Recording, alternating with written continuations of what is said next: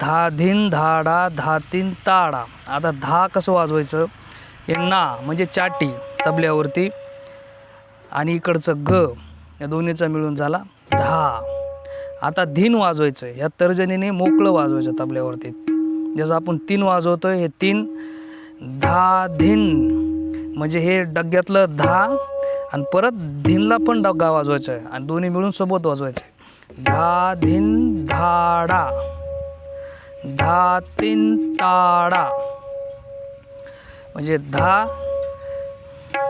चाट आणि ग या दोन्हीचा मिळून झाला धा वाजवतो तीन आणि इकडचं ग या दोन्हीचा मिळून झाला धिन.